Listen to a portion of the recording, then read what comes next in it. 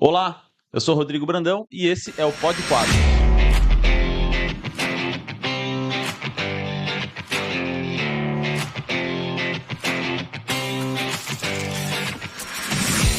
Pod Quadros é um podcast jurídico do Martins e Quadros Advogados Associados e a gente busca aqui tratar sobre assuntos de relevância da sociedade, do direito do trabalho, previdência social, enfim, são assuntos que têm realmente relevância para a sociedade. Desde já, preciso alertar que toda e qualquer manifestação política, opinião ou interpretação jurídica que eu der aqui é de minha livre, espontânea vontade e responsabilidade e não representa necessariamente uma opinião ou um posicionamento jurídico ou político do escritório e dos demais sócios do escritório. Hoje, tenho o prazer de receber aqui comigo o Dr. Roberto Carlos Ruiz, doutor médico do trabalho, médico especialista, com mestrado, enfim, doutorando em saúde pública, mas também com especialidade em medicina do trabalho.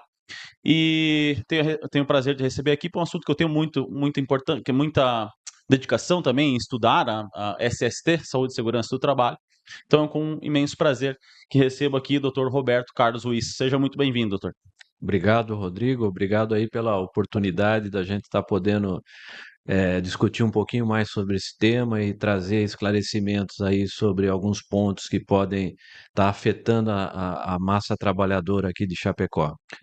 A saúde e segurança do trabalho, né, às vezes, a gente sabe que tem a devida importância, tem a devida relevância também no debate doutrinário, literário, etc. No judiciário também, às vezes não com a devida importância que eu imagino que deveria ter, mas existe, porque a saúde do trabalhador e da trabalhadora afeta a sociedade, afeta o todo, né? Quando uma pessoa se acidenta no ambiente de trabalho, ou se adoenta no ambiente de trabalho, isso afeta a ela mesma economicamente, a sua saúde, o psicológico, etc., mas também na sociedade, né? Isso reflete na sociedade, reflete em casa, reflete também na utilização de serviços públicos, né? Então, muitas vezes, através de uma atividade, uma exploração de uma atividade particular, acaba afetando, a pessoa precisa ir acessar o SUS, né, isso sobrecarrega o SUS, a pessoa acidentada precisa acessar a Previdência Social, afeta a Previdência Social, afeta o orçamento público no todo, né, então é um assunto de extrema relevância para a sociedade em si. Doutor Roberto, antes da gente começar aqui, conta um pouquinho pra gente, sim, da tua atuação, né, tuas áreas de especialização, que é um currículo invejável, mas também, assim, o que o senhor tem se dedicado nos últimos tempos, como o senhor entrou para a medicina e como entrou para a medicina do trabalho, como o senhor chegou assim, não, quero estudar medicina do trabalho, está me intrigando, né? Como é que o senhor chegou a esse ponto, assim? Então, eu me formei há 34 anos e no final ainda da faculdade, como estudante, atendendo pessoas da comunidade, da população em geral e muitos trabalhadores. E ali eu percebi que uma parte daquelas doenças tinham relação com o trabalho, mas isso não era muito claro, isso não ficava claro, né? Os médicos, meus professores, e tomavam assim a questão da ocupação e do ambiente de trabalho como uma coisa secundária que não interferia. E aí, nesse meio tempo, tive a oportunidade de conhecer alguns sindicatos ainda quando eu estava na faculdade, não tinha me formado, e da mesma maneira veio o questionamento: olha, os metalúrgicos, por exemplo, estão ficando muito adoecidos da sua coluna lombar. E incrível, gente jovem, com 30 anos já com problema de coluna lombar, levantando pesos de 60, 70 quilos, sendo que clinicamente passavam com os médicos, né? E que é o papel do médico assistencial, é curador, é tratador, tal, mas aquilo me incomodava de ir na causa, porque a causa daquela dor era o trabalho, né? Eram os riscos existentes no Sim. trabalho. E aí então eu gostei desse tema, comecei a estudar, me formei e fiz residência em clínica médica. Daí eu já fiz a especialização em medicina do trabalho, fiz o mestrado na Unicamp, mas sempre aí com esse tema da saúde do trabalhador. E aí, desde então, tive a oportunidade grata que a vida me deu de trabalhar em muitos lugares, em muitos serviços públicos, né? E sou servidor público ainda até o momento também. Segunda e terça-feira eu dou um plantão na UFSC, como eu sou servidor lá em Florianópolis, Uhum. como médico do trabalho, e Legal. depois o restante da minha jornada eu faço consultoria sindical, fundamentalmente para sindicatos de trabalhadores, né, que têm o interesse em assuntos de prevenção, em assuntos de efetivamente trazer a melhoria dos ambientes de trabalho. Então, de uma maneira resumida, assim, é isso que nós fazemos. Atuo também com uma organização internacional, que é a UITA, União Internacional dos Trabalhadores da Alimentação, e com isso, inclusive, atuo em toda a América Latina. Tenho, a gente conhece, por exemplo, o tema dos frigoríficos, conhece como isso se dá na Argentina, no Uruguai, o tema da alimentação em geral, empresas, indústria, por exemplo, de alimentos que produz a batatinha tipo chips, né? Uhum. Conheço em Honduras, na Nicarágua, Legal. e vou dizer para você, estou dizendo isso para a gente comparar. O Brasil é um país que, do ponto de vista da legislação, ele é muito avançado, não tenha dúvida nenhuma.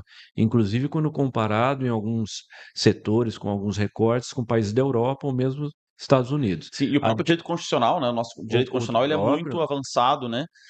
Eu, ao menos na minha concepção, em relação à proteção, a tratar o direito do trabalho, a saúde do trabalho como um direito fundamental, né? exatamente. Inclusive, a gente teve esse evento que tivemos o ministro Cláudio Brandão aqui do TST, aqui em Chapecó, e ele falou bastante do artigo 7º, a partir Sim, do artigo 7º da Constituição, né, que como ele é protetivo e como ele é amplo justamente para dar proteção, que ele fala do meio ambiente e do trabalho, né, e aí onde a gente pode trazer para baixo desse artigo 7º muitos dispositivos de proteção, né, para garantir saúde e segurança do trabalho para o pessoal que está lá na ponta, né, sim, seja e às vezes a gente tem uma ideia que o pessoal, por exemplo, de frigorífico, da indústria, sem dúvida nenhuma, ou da metalúrgica, ou da indústria têxtil, eles precisam, mas o pessoal de serviços também, do supermercado, ou mesmo, por exemplo, trabalhadores como advogados, sim, como enfermeiros, né? Como, sim. ou seja, quem presta serviço também tem uma necessidade muito grande de ter essa proteção. É. O senhor citou dois segmentos econômicos aí que eu tenho me debruçado a estudar, inclusive, que é o metalúrgico e frigorífico, né? Ah, e são segmentos que eles têm as suas similaridades, vamos dizer assim, né? Ao menos, assim, ao que eu consigo visualizar, o setor frigorífico, ele se adaptou do setor metalúrgico. Lá com o Taylorismo, Fordismo, no início do século XX, etc. e tal, começou-se a instituir um modelo de produção em linha. Um modelo de produção em linha e um modelo de produção em massa. E aí, otimização do tempo.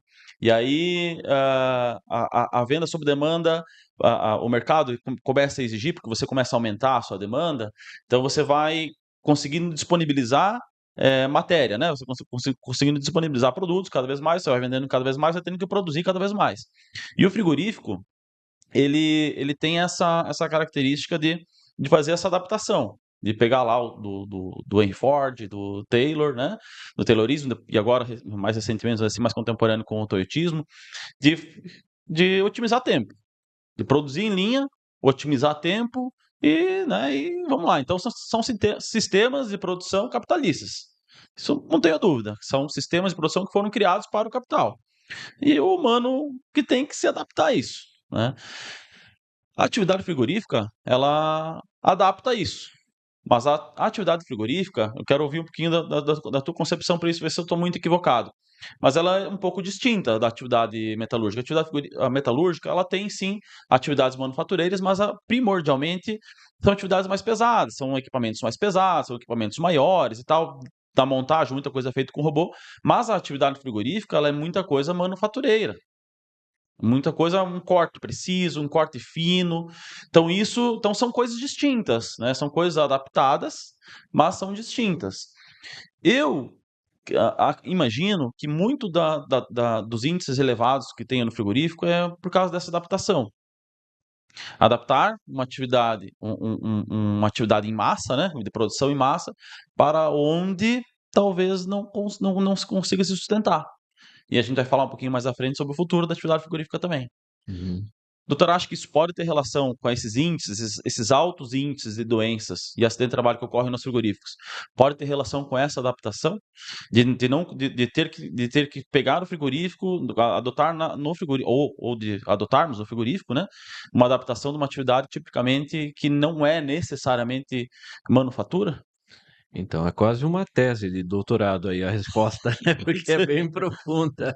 Mas eu vou rapidamente, né, o Taylorismo e Fordismo é uma ferramenta do capitalismo fantástica do ponto de vista capitalista, né, Sim. porque juntou lá quando o Taylor colocou que o trabalho agora ele tem que ser, segmentado, né, Uhum, então o sapateiro ele não começa lá criando boi, tirando couro, depois, uhum, ou seja, pegar da matéria-prima até o final, não, alguém vai só fazer a curtição do couro, o outro vai só fazer o recorte, o outro, né, então esse é o Taylorismo. E o Fordismo ele inovou nisso, falou: "Olha, beleza que cada um faça uma função, mas a gente pode tirar, explorar mais ainda a pessoa que trabalha. Se a gente, ao invés de colocar essas pessoas em mesas especializadas, colocar numa linha que quem dá o ritmo é a linha.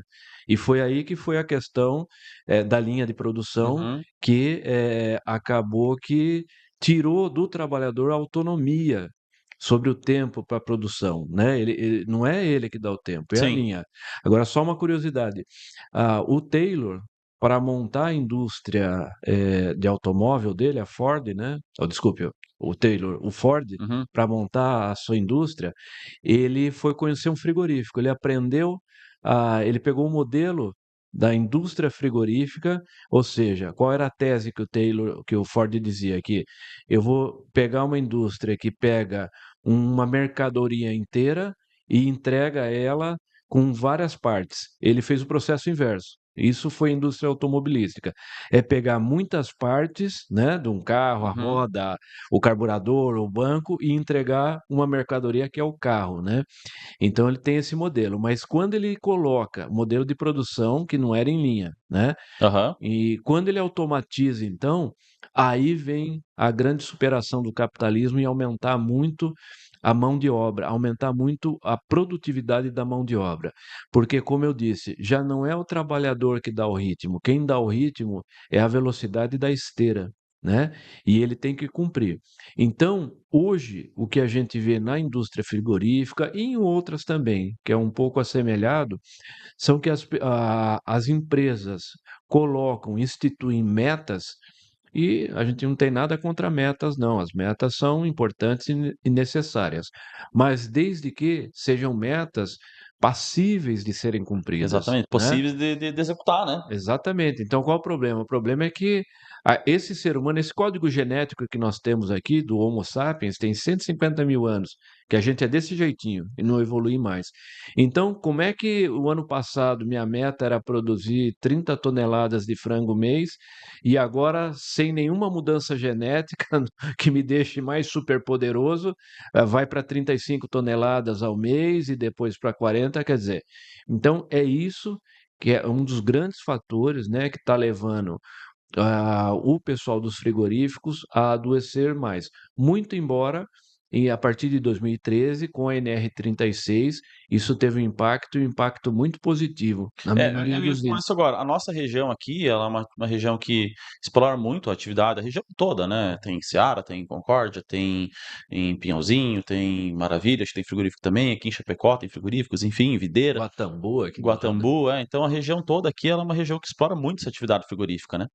E, e quando a gente fala de atividade frigorífica, a gente fala da NR36, que o doutor acabou de comentar. É inegável que houve um avanço no sentido, talvez assim, é que eu sou um pouco crítico, tá? Nesse ponto, eu tenho uma dificuldade de dizer assim e eu já fui macetado por isso também. Ah, mas como é que vai dizer que a NR36 não teve efeito? Bom, Eu acho que ela teve efeitos parciais. Eu acho que ela foi excelente, né, a partir do ponto de que a gente começa a regulamentar a atividade, a profissão, era algo que já devia ter, já existia esse debate, né? Então se consolida do ponto de vista de regulamentação, mas se nós olharmos para dados de doenças, acidente de trabalho, ela ainda é ineficiente.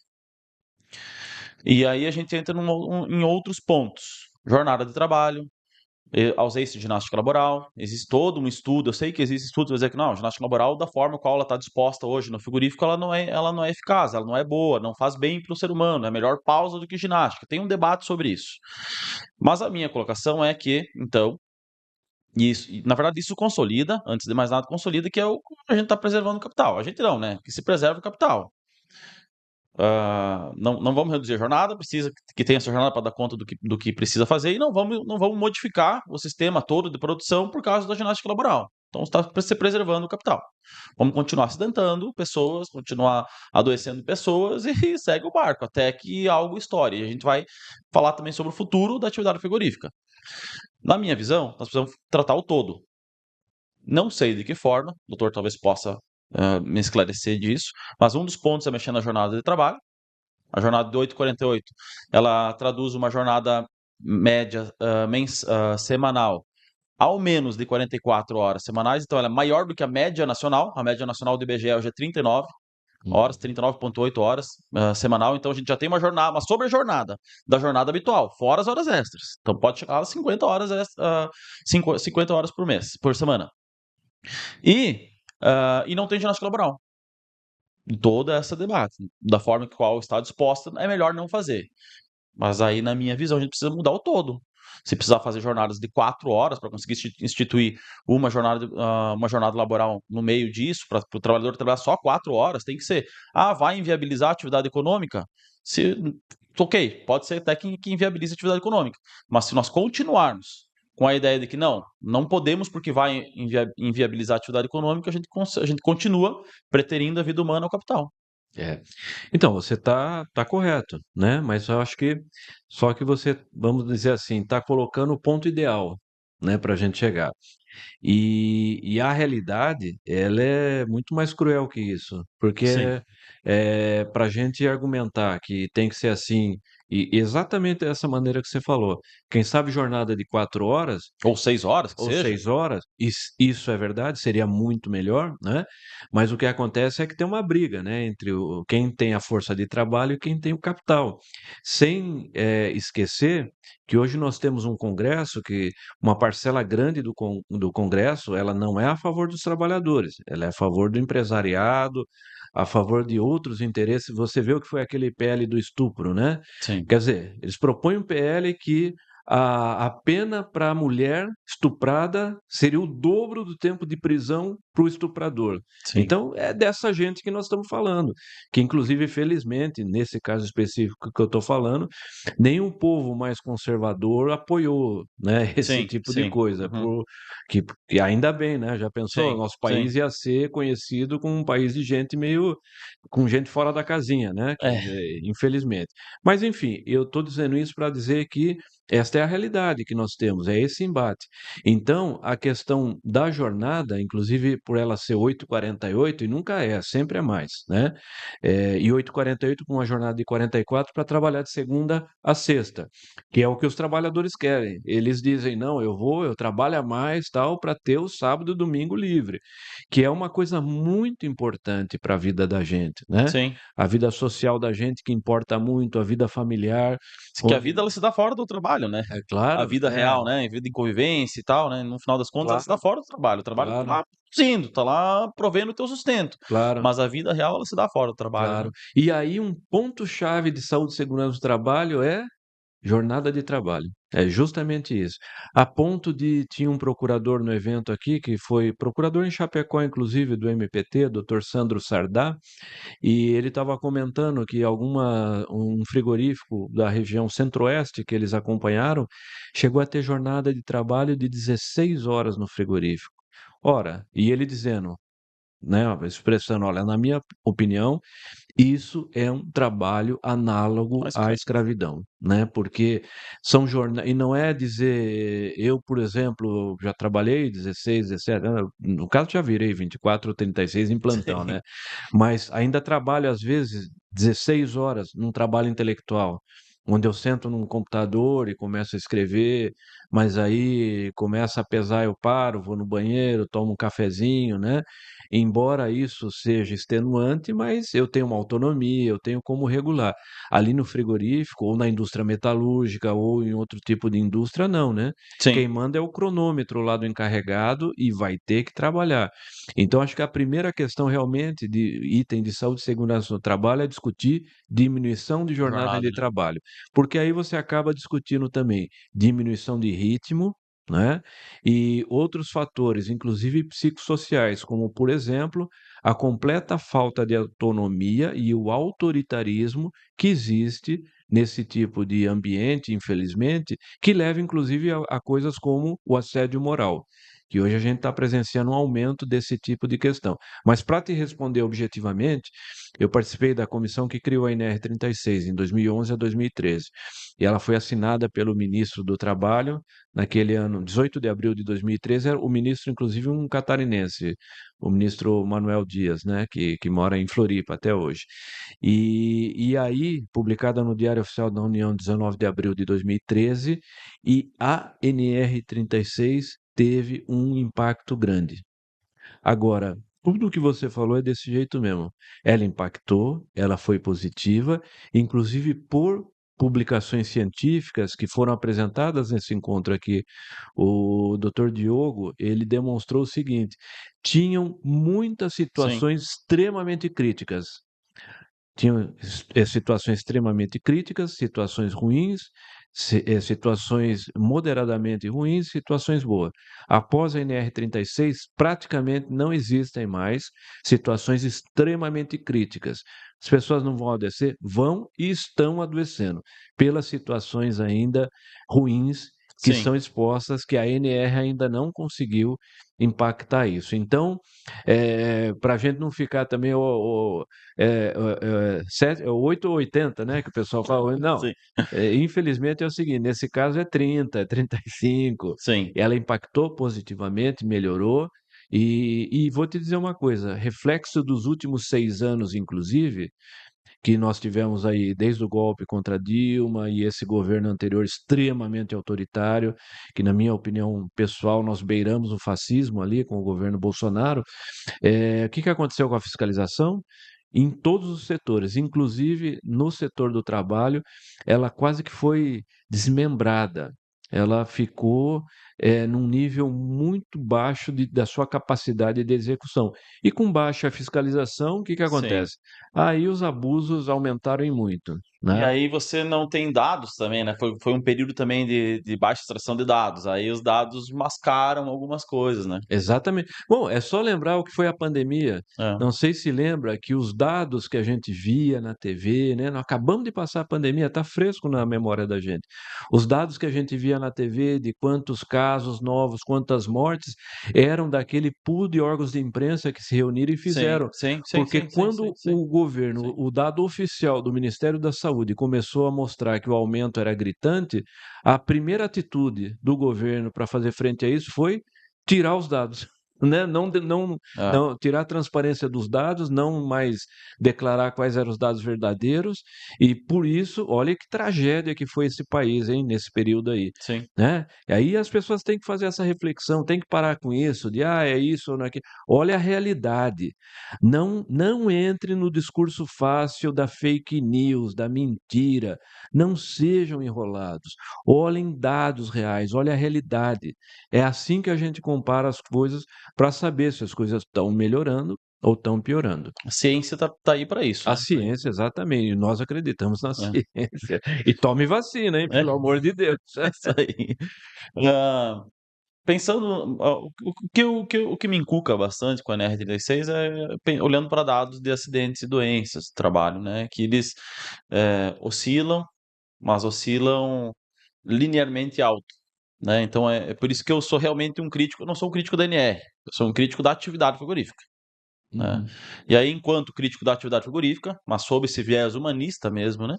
Eu tenho uma certa relutância em dizer assim, não, a gente conseguiu avançar, mas inegavelmente avançamos. Uhum. Inegavelmente avançamos, regulamentamos, como o senhor como o doutor bem disse, o doutor Diogo também apresentou dados lá que a gente viu que sim, que houve, ao menos tecnicamente, né, uma melhora das condições de trabalho, embora os dados, por exemplo, do Smart Lab, né, que compila dados do INSS, mostra que ele permanece linearmente alto. Então a gente tem muito a evoluir. E aí com isso a gente pensa também, e como vamos falar sobre o futuro da atividade frigorífica, por exemplo, né, já que a gente está falando da atividade frigorífica, que é importante para a nossa região.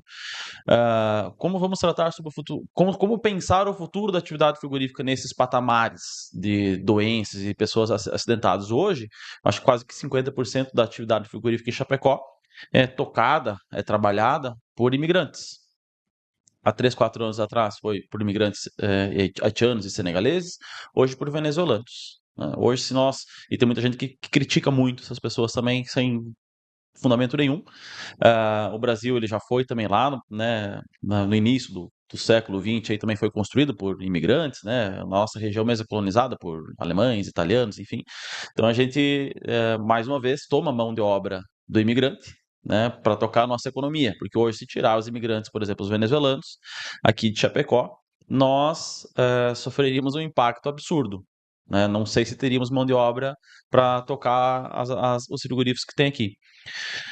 Não sei se isso é devido ao alto índice de pessoas adoentadas, se existe uma ausência de mão de obra, né, já local e regional, porque as empresas aqui também tomam mão de obra regional, mas acende um alerta aí, né, em relação ao futuro da atividade frigorífica também.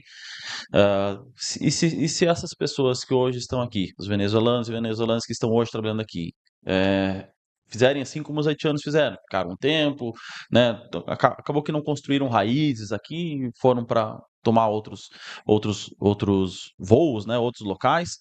E se os venezuelanos também fizerem isso, a gente não sei como é que vai ficar a nossa mão de obra aqui regional. E isso é um fato inconteste, né? Que a mão de obra regional, em uma parcela razoável, num número razoável, ela já ficou adoecida, ela já está Pois é. adoecida. Por isso, inclusive, ou está afastada pelo INSS, ou ela está, inclusive, ela entrou trabalhar um pouco e saiu, né? Tinha aqui nesse seminário que a gente teve um colega que é presidente de um sindicato ali do Rio Grande do Sul, contou uma história que ele chegou 8 horas da manhã e tinha um trabalhador sentado na sarjeta esperando ele. Ele chegou para abrir o sindicato 8 horas e disse: Ah, você é o presidente? Sou. Eu queria pedir as contas, queria fazer o acerto, né? E quero fazer no sindicato. Não, tudo bem, vamos lá, entra aí e tal. E aí, o que que você me diz? Há quanto tempo você trabalha na empresa, um grande frigorífico, né? Há 15 minutos. Entende? Então, É complicado. A por gente dá quê, né? risada, Porque tem que rir para não chorar. exatamente, né. Por quê, né, porque a pessoa entra e vê o tamanho de exposição a riscos que tem. É, Então uma coisa é a seguinte, quando a economia melhora, como está melhorando, né, as pessoas, elas não ficam em empregos que elas vão adoecer, que elas vão sofrer acidente, e detalhe, que ganham pouco, que ganham menos, sim, porque infelizmente a indústria da alimentação é um dos pisos mais baixos que sim, nós temos, né. sim, sim. Então nisso, é uma situação que a gente viu, hoje começou a se reproduzir uma situação exatamente há 10 anos atrás que a gente tinha, né, quando ali no período que a Dilma entrou para o segundo mandato, quando a gente começou a viver aquilo que é chamado pleno emprego, que um desemprego de 3% é pleno emprego, né. Sim, Então o que que acontece? Quando as pessoas têm a oportunidade, eu estou num frigorífico aqui, que não me oferece nada, que é autoritário, que paga pouco e que ainda tem que trabalhar muito e que adoece, pô, mas aquele supermercado ali me oferece um emprego melhor e tal. As pessoas vão embora. E exatamente isso está acontecendo hoje, e a solução há 10 anos atrás foi a mesma que você citou. Eu cheguei inclusive a entrevistar aqui há 10 anos em Chapecó, tanto haitianos como senegaleses, que já foram embora. Os senegaleses, é interessante isso, né? Eu lembro que na época eles falavam, porque eles falam inglês. Aqui, Chapecó, o Brasil, era um entreposto de passagem para ir para os Estados Unidos, né? Para sair da África, vir para cá e daqui para os Estados Unidos. E foi exatamente o que aconteceu, né? Essa mão de obra foi embora e agora os venezuelanos, por toda a crise econômica que sofrem Uhum, no seu país e estão uhum. imigrando, né? Estão vindo para cá. Sim, mas aí a pergunta, e eu quero a resposta, queria discutir a resposta dessa sua pergunta também. O que nós vamos fazer quando esses venezuelanos aí quiserem ir embora, retornar para o seu país ou ir para um outro país, se como os brasileiros acharem essas condições de trabalho muito duras e que vão adoecer? Agora, além disso, eu quero te dizer uma coisa sobre o futuro da indústria frigorífica. Aí, a questão de um ano, eu tive a oportunidade de falar num congresso de dirigentes sindicais mundiais do setor da carne em Calgary, no Canadá. E olha que interessante, sobretudo os europeus, isso já tem um ano, eles estão extremamente preocupados com a mudança climática. E olha o que aconteceu no Rio Grande do Sul agora, Sim, sim. né? Por quê? Porque e aí entra a indústria frigorífica. Por exemplo, o gado consome muita água e desmata muita floresta. Então, como é que nós vamos ver isso para o futuro, que está relacionado com a sustentabilidade da indústria frigorífica? Além disso, a pandemia demonstrou outra coisa, que o frigorífico ele pode funcionar como um reservatório, um espalhador de doenças virais, inclusive bacterianas também, mas de micro-organismos em gerais, né? Então, já pensou que na Covid eu trabalho para um sindicato em Cianorte, no Paraná, e eu lembro que em julho de 2020, a cidade de Cianorte tinha algo como 80 casos de Covid notificada, logo no Uhum, começo. uhum. No frigorífico tinham 92. Veja, é como se tivesse praticamente todos os casos da cidade e mais das cidades vizinhas, né? Então, para além da sustentabilidade econômica e de organização do frigorífico, nós temos que pensar também a sustentabilidade ambiental. E vou dizer uma coisa a mais para encerrar a resposta, e você falou que é um pouco crítico, e eu também sou um pouco crítico com a questão de como a indústria frigorífica às vezes explora a sua atividade, em especial a sua mão de obra. E os patrões, os empresários da indústria frigorífica deveriam ficar muito felizes com gente como eu ou você, que fazemos uma crítica num tempo que eles ainda podem melhorar Exato. e reverter algumas coisas negativas, porque daqui a pouco a União Europeia, por exemplo, coloca uma norma lá que se não tiver proteção X ou Y aos trabalhadores ou ao meio ambiente, eles não vão mais Pois é, exportar, não pois vão é, eles importar mais a pois é, carne brasileira, né? pois é, Aí vai complicar. pois é. Então, o que nós fazemos, acho que cumprimos ainda uma função social Sim. quando fazemos esse tipo de crítica, né? Sim, e além da preservação da vida humana, né, de tratar a pessoa como um ser humano em si, não como alguém que trabalha, desenfreadamente e não vai sofrer consequências por isso, né. Bom, agora eu gostaria que o doutor falasse um pouquinho sobre o observatório, né, o Observatório da Saúde e Trabalho do Agronegócio, né. Conta um pouquinho para nós então como é que está sendo idealizar esse projeto, enfim, o que consta nesse projeto, né? Óbvio, de uma forma sucinta. Eu sei que os objetivos são tamanhos aí, mas dentro do possível, se o doutor puder relatar um pouquinho para nós, aí também disponibilizar onde encontra o observatório, né? Como é que faz para acessar, enfim. Perfeito. O acesso pode ser feito pela internet, pelo site www.obiagro.com.br. E vocês vão ver lá daí, quem entrar vai conhecer o nosso trabalho, né? Nós somos um grupo de pesquisadores, tem um núcleo central que sou eu, que sou médico do trabalho, e dois companheiros que são o Alan Rodrigues, que ele está fazendo o pós-doc dele pela Unesp, acabou de chegar de Londres, ficou um ano, cumpriu um ano na Inglaterra estudando essas questões de frigorífico e, sobretudo, a questão da transmissão viral. E o outro companheiro é o Fernando Reck, que é professor do Instituto de São Paulo, Instituto Federal de São Paulo, dá aula e que tem uma expertise muito grande, por exemplo, em plotar mapas, em fazer cartografia e que revelam daí de uma maneira muito mais clara esses dados que a gente está trabalhando. Nós lançamos o observatório nesse evento em Chapecó que tivemos, e foi um evento nacional a partir aqui do Citra Carnes, né, do sindicato aqui do presidente Ivo, Genir e a turma toda ali, e aí vamos trabalhar por projetos.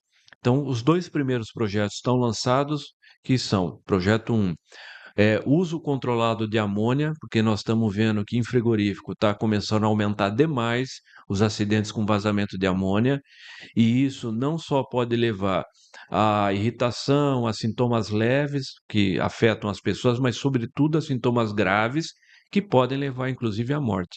A questão de 10 anos nós tivemos mais ou menos um vazamento importante num frigorífico aqui de Chapecó, e uma das trabalhadoras, inclusive, está aposentada por invalidez, porque ficou com uma lesão de pulmão muito grande, precisa, inclusive, respirar com auxílio de oxigênio, que é fornecido pelo SUS, se eu não me engano. Então, um projeto é esse de uso controlado de amônia, e o outro projeto é a gente tratar e entender esse tema da insalubridade, seja a insalubridade no ganho mensal, seja a insalubridade considerada para tempo especial, para aposentadoria Aposentadoria especial, especial. dos 25 anos. Então, basicamente, são esses dois projetos iniciais que nós vamos fazer, e estamos abertos. Aí, tiver projeto aí na sociedade, é um grupo que envolva a questão de saúde e trabalho em agroindústria, então na agricultura também, que tem Isso, ele muita trata de toda a pesquisa. cadeia produtiva, no caso. A ideia Isso, do exatamente. observatório é de fazer uma análise, prestar assessoria, no caso, para toda a cadeia produtiva. Exatamente, a palavra é essa, é a cadeia produtiva da agroindústria, né? E aí focando no agronegócio. Por quê? Porque a gente viu que, na realidade, todas essas tendências, essas mudanças, ela se dá a partir da visão do agronegócio, né? Ela se organiza e determina as mudanças, a agroindústria, o agro, isso, aquilo, a partir do agronegócio. Então, são interesses capitalistas potentes que a gente tem na nossa sociedade, né? Não vamos nos esquecer, por exemplo, que uma empresa, que é a JBS, ela é responsável por 2,5% do PIB brasileiro, uma empresa, uma multinacional, e 2% da contratação de mão de obra formal no Brasil, direta e indireta, Uhum, claro, contando tudo. uhum, Então, vamos só entender o tamanho da potência sim. disso que nós chamamos de agronegócio. E nós estamos aí com muita tranquilidade, né, com muita ciência, entretanto, com muita honestidade, né, para tratar, inclusive, com a própria empresa. Nós não temos problema nenhum, nós somos pesquisadores e não temos problema nenhum em levar esse tipo de debate com a empresa, mas de uma maneira científica, onde a nossa meta ela é muito clara, é a preservação da saúde e da vida da pessoa que trabalha. Afinal de contas, preservar a saúde ou qualificar o ambiente de trabalho só vai melhorar ainda mais a produção, a qualidade do trabalho de todos, né? Todo mundo sai ganhando, Com no certeza, final das com contas, né? certeza. Doutor Roberto, quero, em meu nome, também em nome do escritório, agradecer imensamente pela tua participação, pela tua disponibilidade. A gente sabe que a agenda é cheia, a gente sabe que é corrido, conseguimos encaixar aqui um horário para fazer esse podcast. Dizer que é um prazer ter conhecido o senhor, saber a referência no assunto que o senhor é, a capacidade de tratar sobre o tema que o senhor tem. Então, agradecer imensamente novamente pela oportunidade, dizer que nós aqui também estamos à disposição para o que precisar, o que eventualmente a gente conseguir colaborar. Eu, enquanto pesquisador também, o que eu puder colaborar, estou à disposição também. E sempre que vier a Chapecó, sinta-se em casa, sempre muito bem-vindo. Então vou lhe fazer um convite já. Entra com a gente como consultor no Observatório. Se você entrar no site, você vai ver quem somos. Somos eu, o Alan e o Fernando, e depois nós temos ali consultores nacionais. O Ricardo Antunes, conhece ele, né? Ricardo Tunes é, E- na verdade, uma referência para mim, né? O sim, Ricardo Tunes. sim, que é amigo nosso e publica um Ah, que monte de legal, coisa legal. fantástica. Ele é o primeirinho ali, né? Ah, que A legal. Maria Maeno, que é outra referência nacional em saúde do trabalhador, e temos os internacionais. internacionais também, Que lá, legal. sobretudo de universidades dos Estados Unidos. E te convido já para Conta entrar e ser comigo. um consultor associado Me ali. sinto lisonjeado pelo convite, fazer parte, com certeza. Vamos bolar algo aí. Muito Maravilha. obrigado. Eu que agradeço a oportunidade.